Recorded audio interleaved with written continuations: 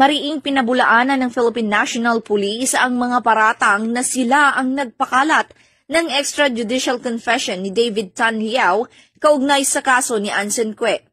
Sa isang press briefing, nilinaw ni PNP spokesperson Police Brigadier General Jean S. Fajardo na hindi ang PNP ang naging source ng nasabing dokumento.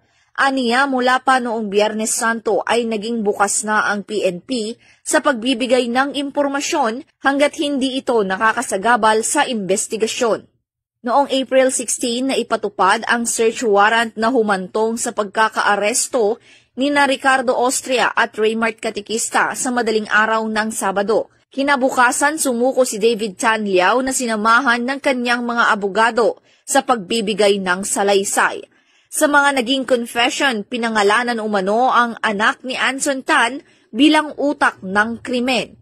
Ayon kay Police Brigadier General Fajardo, isinagawa ang inquest proceedings sa parehong araw kung saan ang asawa ni Anson Cue ang mismong nagsampa ng reklamo.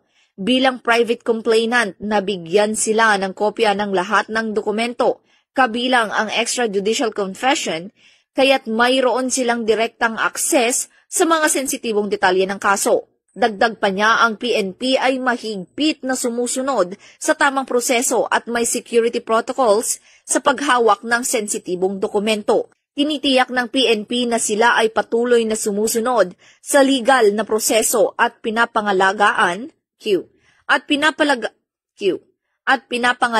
ang integridad ng kanilang serbisyo. Kabilang narito ang paghawak ng mga sensitibong dokumento at mahigpit na pagpapatupad ng confidentiality upang mapanatili ang integridad ng mga investigasyon at karapatan ng mga sangko. Wala po tayong nilik na anuman na any extrajudicial confession.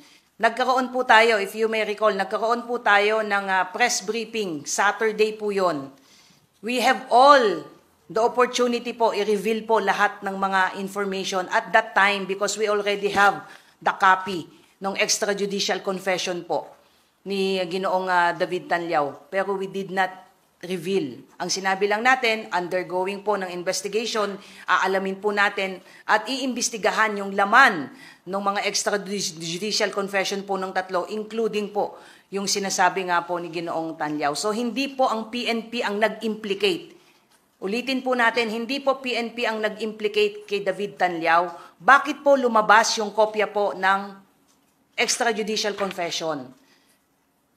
Kapag nag-i-inquest po tayo ng kaso, lahat po ng respondents ay binibigyan po ng kopya ng lahat po ng mga dokumentong isusumiti po natin for inquest, including po yung mga respondents, including yung mga lawyers po nila, at hindi po sa CIDG, hindi po sa PNP, at hindi lalo po sa side namin, dito po sa PIO at sa spokesperson, naglabas po ng anumang kopya po ng extrajudicial confession.